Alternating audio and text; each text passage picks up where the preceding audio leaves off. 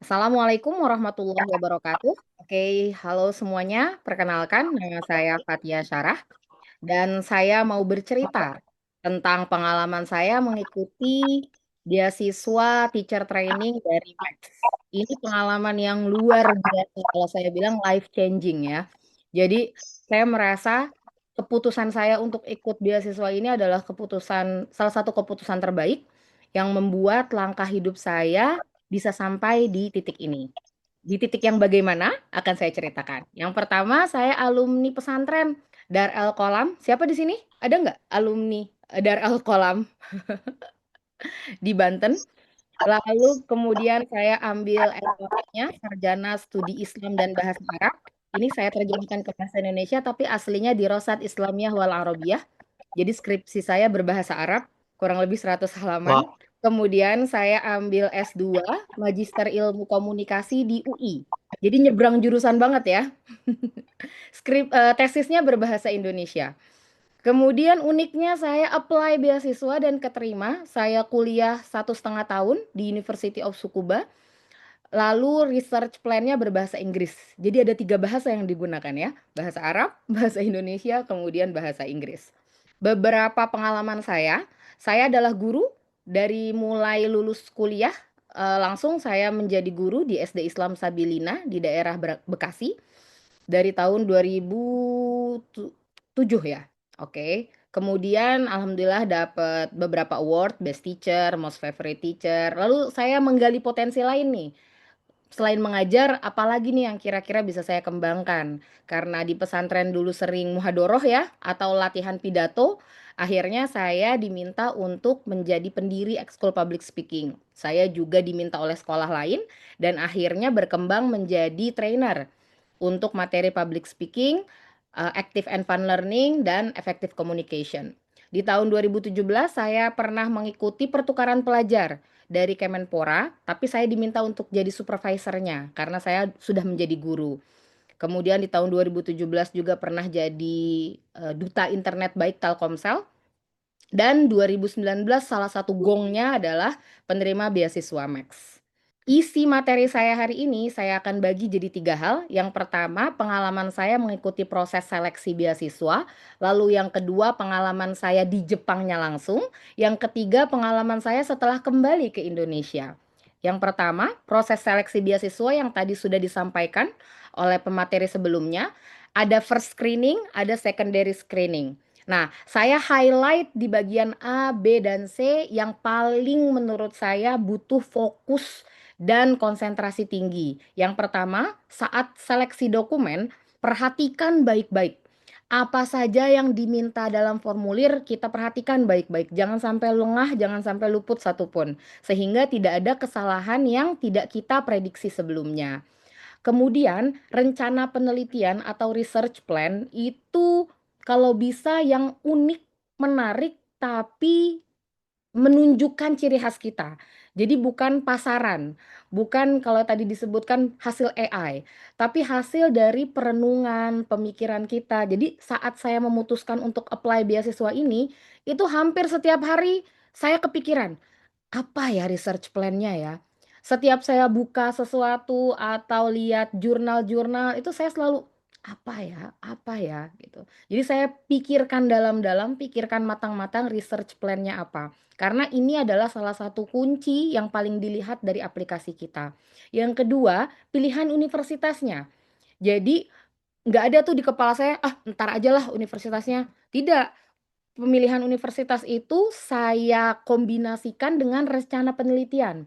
Jadi nanti di link-link yang sudah diberikan oleh pemateri sebelumnya, itu ada pilihan universitas, juga course tadinya. Jadi materi yang akan dipelajari nanti di Jepang apa? Itu sudah ada. Dan profesor-profesornya pun sudah ada. Jadi tipsnya ya, waktu itu saya cari yang kira-kira cocok sama materi saya dan ada keunggulan-keunggulan yang berkaitan. Saya pilih saat itu profesor yang bertindak atau berkegiatan di Simeo. Simeo itu adalah gabungan atau organisasi yang menaungi Kementerian Pendidikan se-ASEAN. Nah, kebetulan sekolah saya saat itu berpartisipasi dalam kegiatan Simeo. Nah, jadi saya cari nih yang align gitu. Bahkan teman saya pernah waktu sudah di Jepang ya, ketika kita lagi ngobrol-ngobrol, dia cerita bahwa ada salah satu profesor yang memilih dia khusus karena tahu dia dari negara Malawi dan tahu bahwa dia concern di bebatuan gitu. Jadi kadang peminatan kita kalau memang itu cocok sama profesor yang kita tuju itu memperbesar kemungkinan kita ke depannya, ya. Lalu, yang kedua, di ujian tertulis saya kerjakan tuh soal-soal tahun-tahun sebelumnya, saya pelajari baik-baik.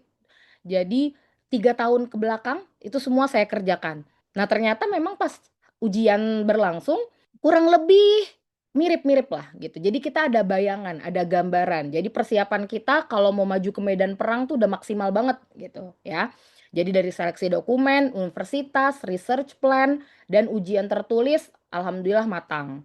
Nah, setelah lolos lagi ujian tertulis nih, kita masuk ke wawancara. Nah, wawancara ini saya buat simulasi pertanyaan. Jadi saya pikirkan, kalau saya jadi penguji, kira-kira pertanyaan apa ya yang akan saya lontarkan ke peserta? Saya buat kurang lebih ada kali 5 halaman.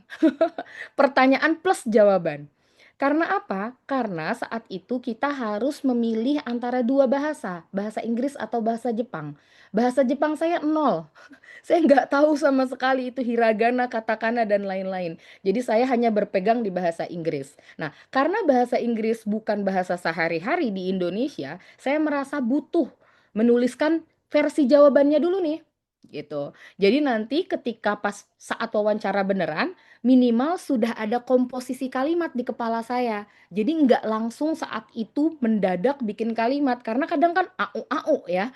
Apa yang ingin kita ucapkan, kita translate dulu di kepala dan itu membuat waktu lebih lama. Jadi saat itu saya tipsnya saya buat pertanyaan, saya buat jawaban. Dan salah satu tips tambahan adalah usahakan jawabannya itu lebih dari satu. Kenapa? Karena saat itu ya, mungkin sampai saat ini, proses seleksi wawancaranya itu kita paralel. Jadi tidak satu-satu, tapi satu penguji dengan 5 peserta. Dengan pertanyaan yang sama. Jadi kebayang nggak ketika ditanya, terus orang pertama udah jawab jawabannya mirip sama jawaban kita. Lalu orang kedua, orang ketiga, orang keempat, orang kelima. Jadi kita butuh beberapa persiapan jawaban-jawaban gitu. Nah, jadi saat itu saya siapkan tuh, alhamdulillah muncul pertanyaan yang menurut saya saat itu tidak terprediksi orang-orang lain. Jadi kita berlima itu memilih universitas yang sama, University of Tsukuba, yang kebetulan saat ini Prince di Jepang itu berkuliah di University of Tsukuba. Tadi juga disebutkan salah satu universitas yang paling banyak muslimnya, sorry yang paling banyak orang Indonesianya, dan memang kegiatan keislamannya aktif, karena ada restoran halal juga di dalamnya. Jadi saat itu ditanya nih, "Kenapa kalian pilih Universitas Tsukuba?" Ayo loh, 5 orang ditanya yang sama. Kalau jawaban kita cuma jawaban-jawaban yang umum kan mirip-mirip ya. Akhirnya saat itu saya jawab, kebetulan saya baca, ketika dikasih pilihan universitas saat itu 50, tapi saat ini saya baca tahun 2025 pilihan universitasnya jadi 49. Jadi saat itu saya jawab, dari 50 universitas, hanya Universitas Tsukuba yang memungkinkan memanggil kembali peserta beasiswa teacher training kembali ke universitasnya kalau dianggap sebagai alumni yang berprestasi. Wah, saat itu penguji nanya, "Beneran itu ada?" Gitu. Saya bilang, "Iya, karena saya baca semuanya." Gitu. Jadi course-course yang ditawarkan apa, saya lihat juga di websitenya, karena kalau cuma di course-course-nya saja kan singkat ya. Jadi universitas yang saya tuju tuh saya baca banget di websitenya, oh ada ini, ada itu, ada beberapa macam hal gitu. Jadi membuat saya kaya akan pengalaman-pengalaman dan informasi-informasi. Nah, lolos tahap berikutnya, masuk deh nih secondary screening. Kalau ini udah tinggal pasrah dan tawakal ya, kalau bagi muslim. Udah tinggal, urusan Tuhan dan Max itu. Jadi semua dokumen dikumpulkan kembali plus form kesehatan, kemudian kita tinggal menunggu keputusan. Dan akhirnya saya berangkat di tahun 2019, tepat sebelum corona. Jadi zaman saya itu 6 bulan belajar bahasa, sesudah itu corona. Jadi semester 1 dan semester 2-nya pembelajarannya online. Kita lihat ya. Pengalaman di Jepang. Kita bagi jadi 3 semester. Semester pertama kursus bahasa Jepang intensif dari jam 8 pagi sampai jam 3 sore. Ya, pokoknya setiap pulang kuliah saya tuh udah kayak lemes, butuh doping. Ya, beli susu, buah, pokoknya makanan-makanan di Jepang yang luar biasa enak-enak itu. Ya, Masya Allah banget deh. Menyenangkan sekali hidup di Jepang.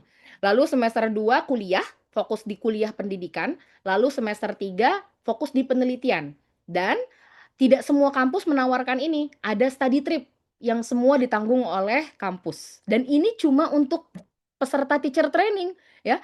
Jadi teman-teman saya yang dapat beasiswa Max juga, S1, S2, research student dan lain-lain itu sampai pada bilang, "Kok cuma teacher training sih yang ada field tripnya?" gitu ya. Salah satu keuntungan menjadi guru.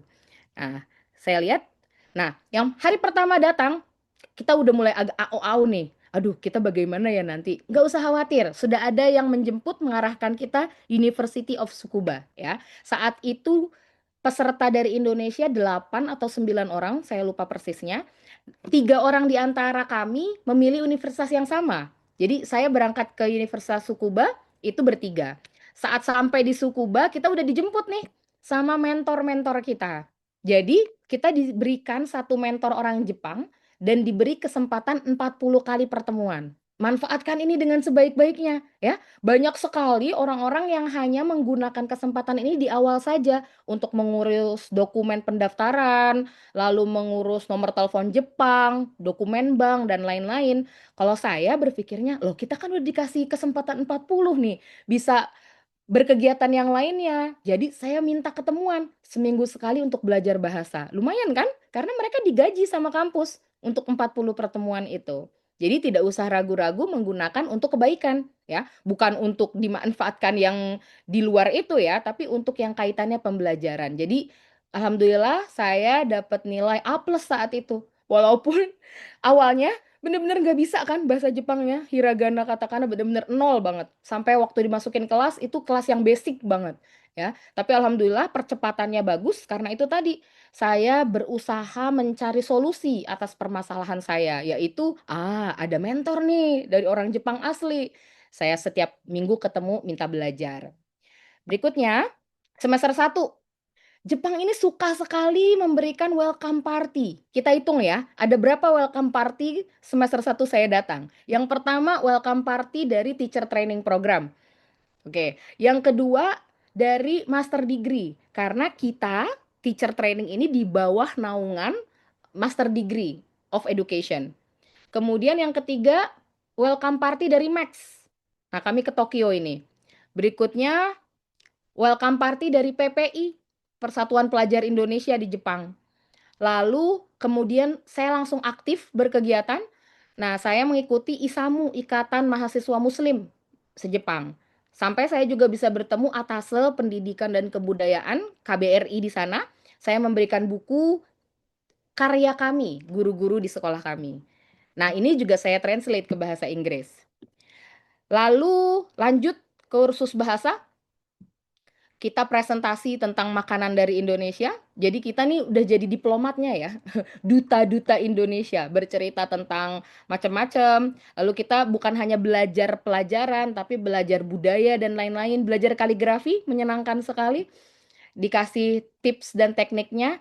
Lalu di tengah-tengah ada tim Indonesia. Wah, itu udah kayak kalau di Indonesia Idul Fitri ya. Saya bikin rendang, teman saya bikin gado-gado, lalu bikin martabak ya, menyenangkan sekali.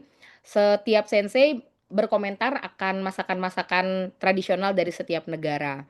Sesudah itu presentasi tentunya, belajar presentasi dengan menggunakan bahasa Jepang. Akhirnya saya bisa juga berbicara bahasa Jepang. Jadi kursus bahasa intensif 6 bulan itu sangat-sangat bermanfaat.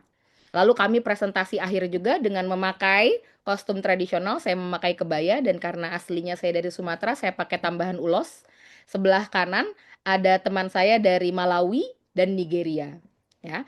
Jadi kita di sana bukan hanya belajar tentang pendidikan di Jepang, tapi pendidikan sedunia. kita bertukar informasi dari rekan-rekan sejawat kita di kelas. Saat itu ada yang dari Thailand, Brazil, Malawi, Nigeria, dan lain-lain. Kemudian ada school visit juga. Nah, alhamdulillah masih dapat nih, ya. Jadi kalau kalian yang sudah berangkat, yang akan berangkat nanti, bukan di waktu corona, itu kunjungan ke sekolah akan banyak, ya. Tapi karena kami kemarin kena di musim corona, jadi tidak bisa kunjungan ke sekolah. Tapi untungnya sebelumnya kita pernah nih, ya, karena waktu itu belum ada corona. Itu Hachiko State itu bisa lihat di bawah, ya, patung anjing yang setia, yang terkenal sekali di Jepang.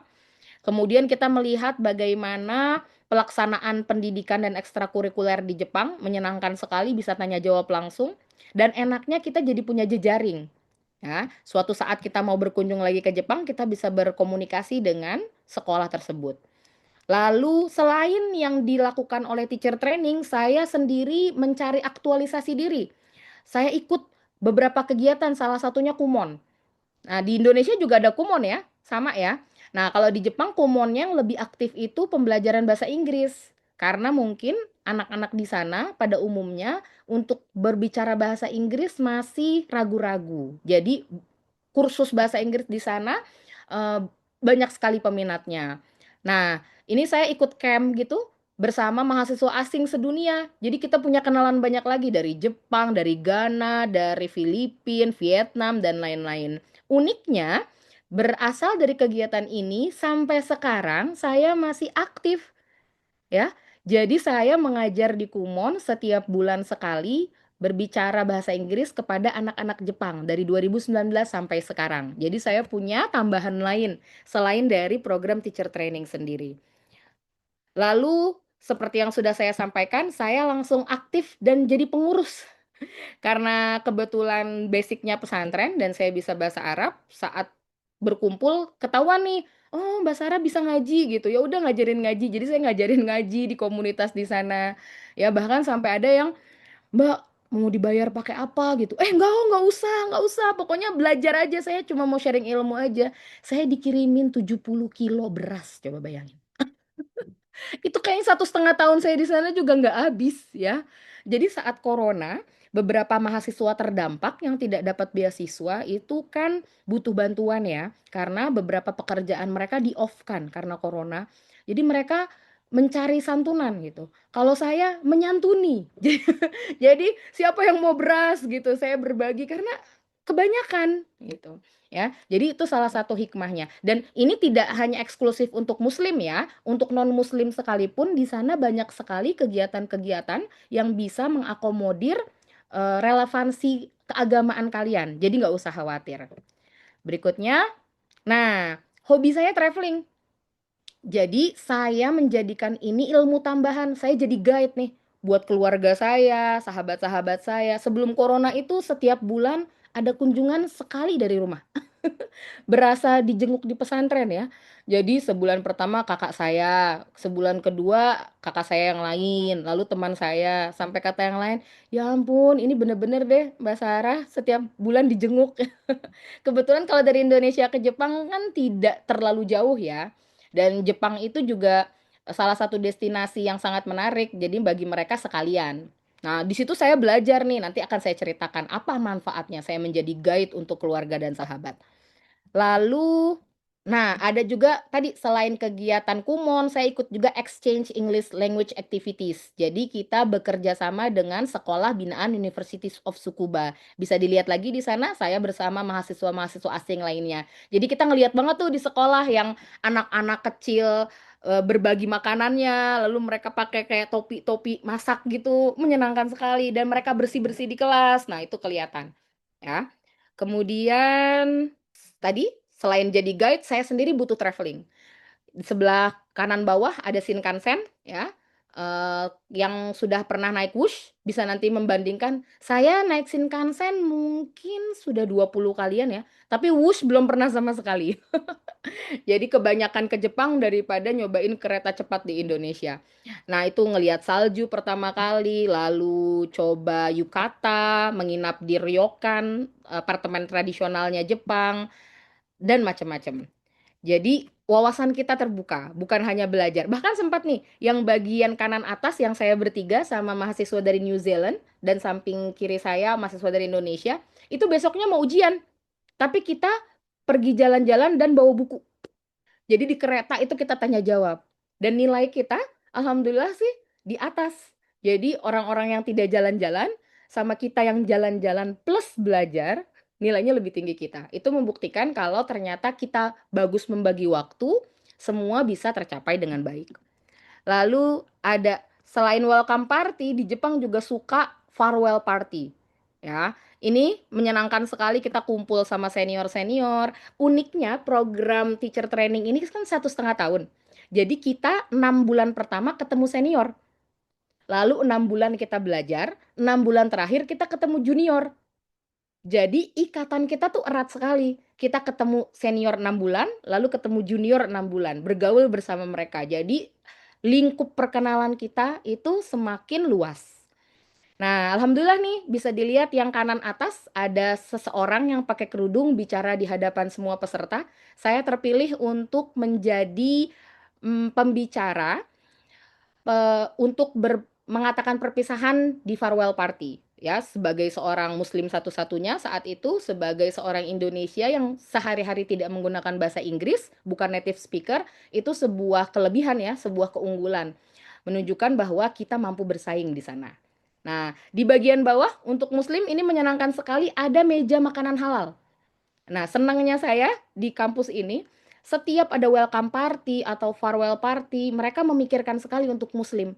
Jadi satu meja itu khusus makanan halal. Jadi kita nggak perlu pusing-pusing lagi. Kemudian semester 2 mulailah ujian yang melanda seluruh dunia ya.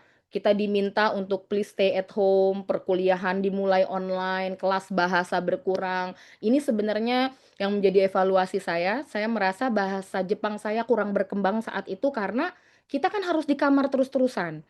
Dan saya berusaha sekali menaati peraturan, tidak mau keluar, tidak mau bergaul sama orang banyak yang mengakibatkan, eee, negatif, mind gitu. Jadi saya menjaga diri sekali, tapi memang akibatnya bahasa Jepang kami kurang teraplikasi dengan baik saat itu.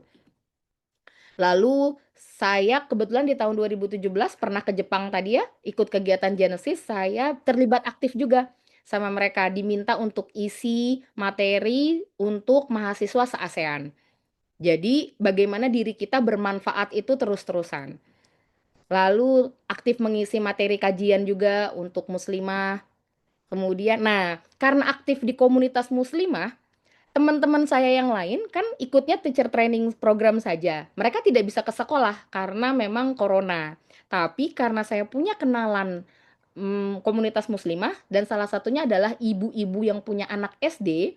Nah, saya diminta deh untuk jadi pemateri di sekolahan, walaupun saat itu harus pakai masker. Itu difoto untuk buka masker saja.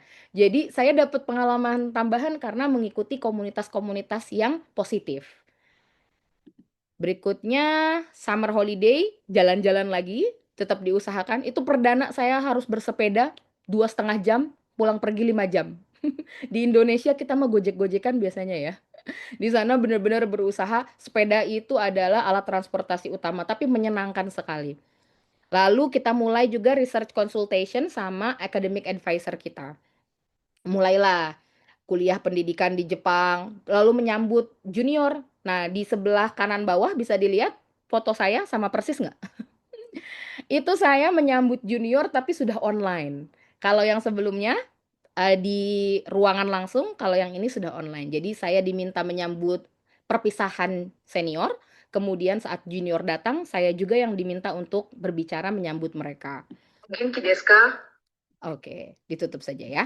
Kemudian, nah ini yang tadi saya cerita, study trip atau field trip hanya untuk program teacher training. Benar-benar dibiayai semua kurang lebih 70.000 yen biayanya. Jadi kita naik Shinkansen ke Hiroshima ya.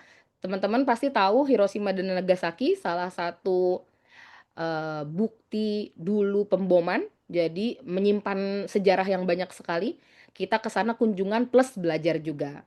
Pertama kalinya pakai kimono di Jepang, lalu sama sensei, sama teman-teman internasional lainnya. Kami juga mendengarkan pemaparan dari turunan langsung orang yang terkena bom.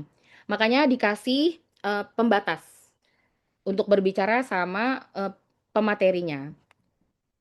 Berikutnya, ah, hidup di Jepang kombinasi antara bersenang-senang sama belajar juga. Jadi, yang saya ceritakan menarik-menariknya tetap ada juga berdarah-darahnya ya.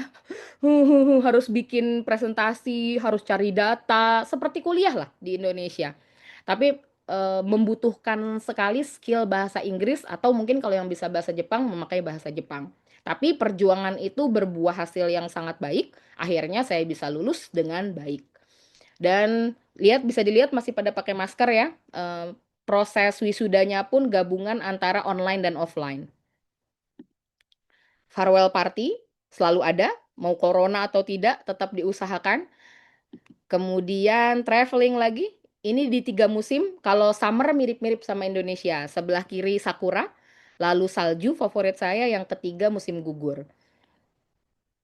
Traveling terus terus terus untuk menambah ilmu. Jadi nanti teman-teman akan lihat di akhir bahwa traveling ini bukan hanya menghabiskan uang, tapi juga menjadi jalan untuk membuka pintu-pintu rezeki lainnya. Nah, setelah selesai semua kegiatan yang menyenangkan itu selama 1,5 tahun, kita harus pulang ke Indonesia. Karena itu salah satu persyaratan wajib. Jadi saya berusaha sekali taat aturan, kami pulang, walaupun godaan-godaan ya, untuk bisa menjadi guru di Jepang dengan income yang sepertinya memperbaiki dibanding income dulu di Indonesia. Tapi komitmen, bagaimana kita mendapatkan amanah dari embassy, dari Max, kita gunakan sebaik-baiknya, lalu kita aplikasikan. Saya ingin kembali ke Indonesia untuk berbagi kepada guru-guru, kepada murid-murid saya, dan alhamdulillahnya saya punya banyak kesempatan untuk kembali ke Jepang lagi. Setelah beasiswa ini saya pulang 2021, sampai sekarang kurang lebih saya sudah bolak-balik ke Jepang 10 kali, ya. Jadi komitmen itu tidak akan mengkhianati kita. Oke, yang pertama, saat kita berangkat ke Jepang, kurang lebih pasti ada culture shock ya. Yang biasanya begini, berubah jadi begitu, biasanya makanan halal di mana-mana, di sini harus nyari, harus bersusah payah masak. Saya dulu biasanya nggak pernah masak, di sana jadi masak ya, dan banyak hal lainnya. Tapi akhirnya ketika kita pulang, kita harus reverse culture shock. Yang sudah tertata rapi di Jepang, on time di mana-mana, kebersihan luar biasa, disiplin nomor satu, itu harus beradaptasi kembali dengan proses yang biasa terjadi di Indonesia. Pasti ada reverse culture shock-nya. Tapi bagaimana kita berusaha menjadi alumni yang tetap bisa adaptif di Jepang, di Indonesia, atau dimanapun. Sehingga akhirnya saya mencari nih, apa yang bisa saya beri bagi Indonesia dan juga negara-negara internasional pada umumnya. Yang pertama, saya melihat ada lomba Simeo Jepang. Yang pernah saya sebutkan tadi, Simeo itu organisasi Kementerian Pendidikan se-ASEAN. Wah, mereka ada lomba nih. Saya coba kayaknya temanya menarik. Alhamdulillah, ini ada sertifikatnya dan ada pengumumannya. Kami bisa menjadi juara 2 dari 282 sekolah se-ASEAN. Jadi kami membawa nama sekolah dan juga nama Indonesia. Kemudian ini awarding ceremony-nya diadakan online, tapi kalau saat itu tidak corona, kami akan berangkat ke Thailand. Jadi award-nya saat itu di Thailand. Kemudian tetap aktif menjadi fasilitator kegiatan English Conversation bersama Kumon di Jepang, yang tadi sudah saya ceritakan dari 2019, itu membuka jalan saya sampai saat ini. Bahkan saya pernah datang undangan reuni mereka di Osaka di tahun 2024. Berikutnya menjadi inisiator, saya berusaha sekali apa ya, berkolaborasi dengan negara-negara lainnya untuk memberikan pengalaman baru bagi anak-anak, bagaimana pendidikan-pendidikan di luar sana. Jadi lingkupnya bukan hanya Indonesia, tapi bisa juga negara ASEAN ataupun Jepang. Saya mengambil mahasiswa dari Filipina untuk itu. Lalu saya selalu tuh menyisipkan cerita-cerita saya tentang Jepang ke anak-anak ya, baik bagi murid, baik bagi guru. Kebetulan saya pernah juga bercerita tentang beasiswa ini di tahun 2022 oleh Embassy of Japan juga. Dan yang sebelah kiri itu presentasi saya sehari-hari di kelas. Jadi saya mau bahas tentang bahasa Arab, kosakata di taman. Saya tunjukkan tuh taman di Jepang bagaimana, gitu. Jadi mereka dapat pengalaman-pengalaman lainnya. Sampai orang tua murid tuh beberapa kali bilang sama saya, "Makasih ya Bu Sarah, anak saya tuh jadi terinspirasi, mereka pengen kuliah ke luar negeri, khususnya ke Jepang, karena melihat secara langsung guru di depannya adalah alumni beasiswa Jepang." Gitu. Jadi bukan hasil bacaan sana sini, tapi melihat contoh nyata langsung dan itu sangat menginspirasi. Lalu menjaga hubungan baik dengan komunitas di Jepang. Jadi saya sudah kembali ke Indonesia, tapi diminta untuk mengisi materi via Zoom.